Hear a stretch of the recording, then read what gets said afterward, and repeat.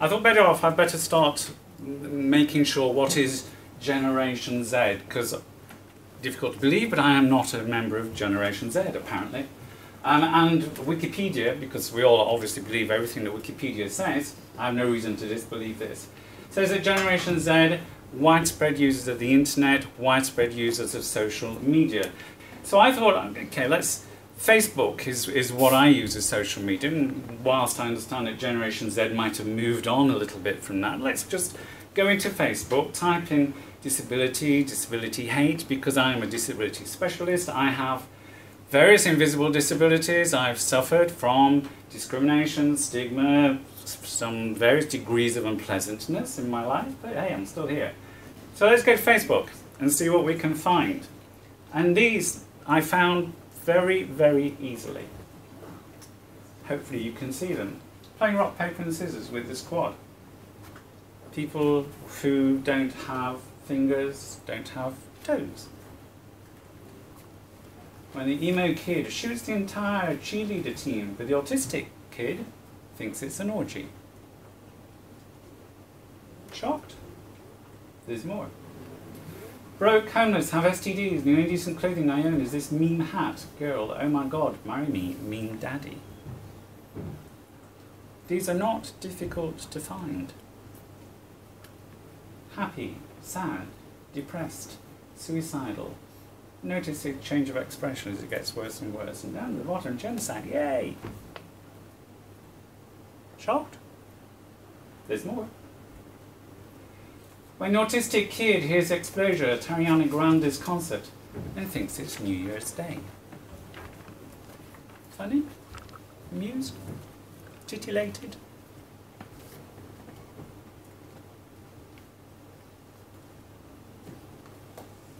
I'm not even going to read them out anymore because what's the point?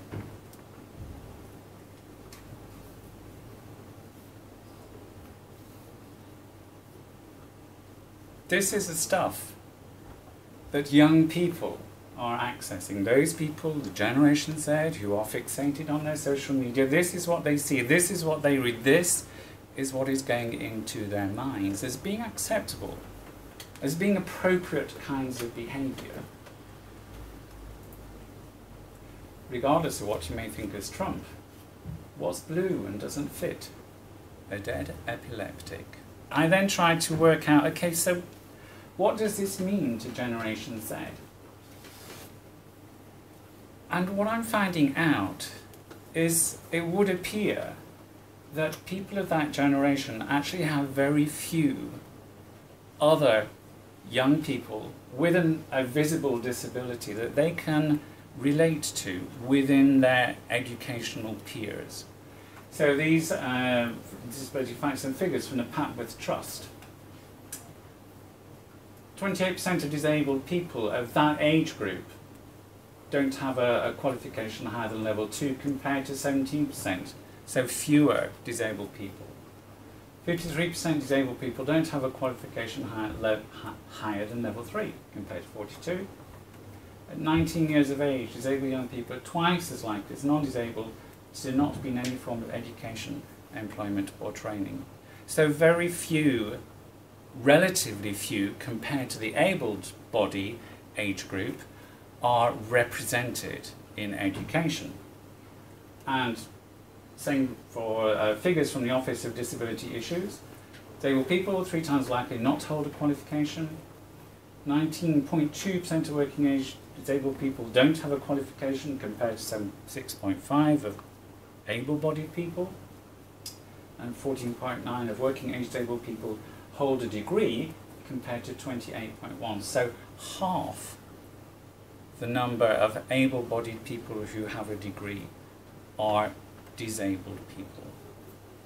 So is it surprising then, I ask myself in my innocent way, that people of that generation feel comfortable with those kind of Facebook images we've seen when they don't have a sufficient number of disabled role models of their contemporaries? They don't have sufficient exposure to it. But then we come across this, and this is from Scope, the Disability Charity, Current Attitudes Towards Disabled People 2014, where it's young men, least likely to interact with disabled people, most likely to hold negative attitudes. They will avoid talking to a disabled person because they are not sure how to communicate with them. But it's a vicious circle, as with all things.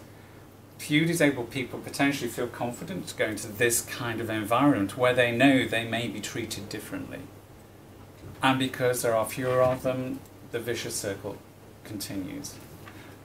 We need to learn somehow to break that. We need to enable more disabled young people to think that they are just as capable of going into further higher education as able-bodied young people. And even in America, it happens. So, I highlighted the bit at the bottom. It's exactly the same thing. 67% of young people would not spend time with a student with an intellectual disability. And almost 50% would not sit next to one on a school bus. This is from the Policy for Prosecuting Cases of Disability Hate Crime study by CPS, the Crown Prosecution Service. And it says, Disability Rights Commission Attitude and Awareness Survey in 2003, 23% of disabled respondents said that they'd experienced harassment in public. Most acute amongst the 15 to 34-year-olds. 33% of that group experiencing some kind of harassment. So again, it's that potentially Generation Z. All this was in 2003, so Generation Z from then had kind of got a bit older and are still doing the same kind of thing, probably. And then the GLADS report, Action on the Greater London Action on Disability in 2002. 8% disabled people in London suffered a violent attack. The MenCap report in 2000 said that 90% of people with a learning disability felt that they experienced some kind of bullying or harassment. And bullying here meant things like being spat at, having your head hit against a wall, being called names, being stolen from, and having stones thrown at them. Is that acceptable behaviour? Really? But then along came Channel 4. We all love Channel 4, do we not, for the sterling work it does on diversity, sexual orientation, and more recently on disability. It's launched a year of disability in 2016, which has been, I think, quite successful. Certainly highlighting younger people on television who have very visible disabilities, some of them, making it appear more, for want of a better word, and I hate this word, but normal. What's normal? But before that, you may remember, if you have memories long enough, we had the Olympic Games back in 2012, including the fabulous Paralympic Games. And it was all, we're all geared up, saying, you know, so many good sporting role models, disabled athletes are going to transform the way that we regard disability. And that's the wrong side. But the point of this one is Channel 4, a programme, The Last Leg. Anybody watches The Last Leg? Yes. Oh yes. And it has got a mixture of people with various visible and invisible disabilities, as well as able-bodied people, and making it much more normal. Mixing disabled and non-disabled people is powerful, and this comes from another Scope report. What is Britain saying about disability? And this should be, yeah, the slide about the Paralympic impact. 1 in 5 people with disabilities actually say it's got worse. Why do we think that is? I think it's the, they see successful athletes and expect everybody to be able to be a successful athlete, the same as they expect me to be able to run as fast as Mo Farah. Yeah. You know, which obviously isn't the case. I'm sure you could, Sam, if you really, really tried. But it is absolutely that you are seeing a small percentage of elite disabled people, and yet able-bodied people, as with able-bodied athletes, this is the stereotype of what we should all be like. As The Independent said in November 2015, so fairly recently, hate crime against disabled people rises astronomically. 41% in 1 year. As a result of what? Bearing in mind this is November 2015. Brexit! It has had a marked effect on all kinds of hate crime. But what do we actually legally mean by disability hate crime? And it might surprise you to know that there is actually no legal definition. The National Association of Chief Police Officers and the CPS and the government hate crime department came up with this definition. Particularly of disability hate crime, any incident which is perceived to be based upon prejudice towards or hatred of the victim because of their disability, or so perceived by the victim or any other person. So it's the person on the receiving end that has to say, I'm a victim of disability hate crime. And there has to be an identifiable motive on the part of the person carrying out the crime to say that I knew that person was disabled and that's why I was doing it. And the hate crime statistics from 2012 to 2016 from the Police Recorded Crime Home Office. And look at this. A 44% increase in 5 years of disability hate crime compared to the others.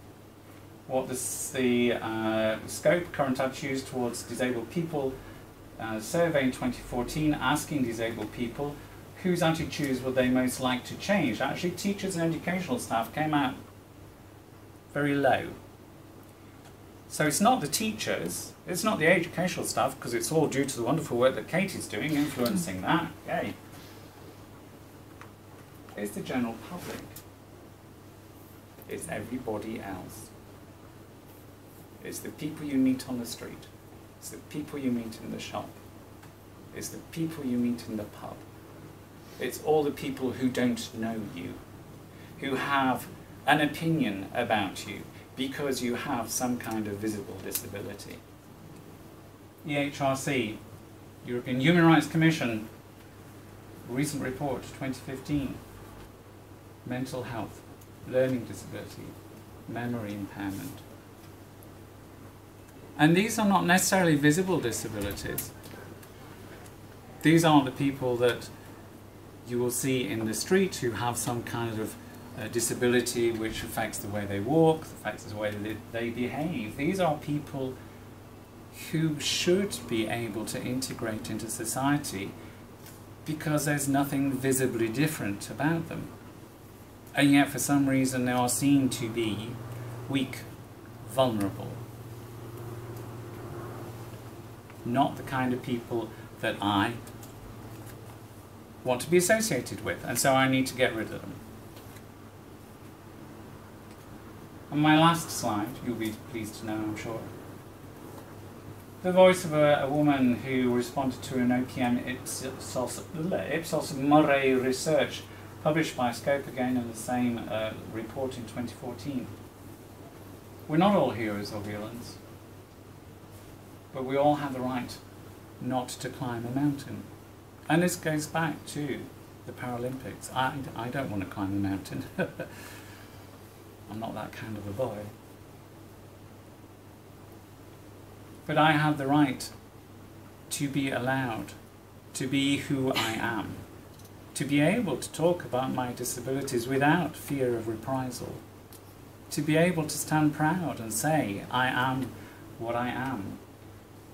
And I'm sure Simon's ready to leap into a song there with me, but he's not going to. And why should we deny anybody else those rights? I'm not laying all the blame on Generation Z. It's not necessarily their fault. But we have a system, we have a society that prevents people from disabilities feeling confident enough to be able to be included in that generation. When disabled people are sufficiently represented, when it becomes, again, normal in that generation, that society, to be sitting alongside, to interact with people with disabilities, then this will no longer happen. Let's work on that.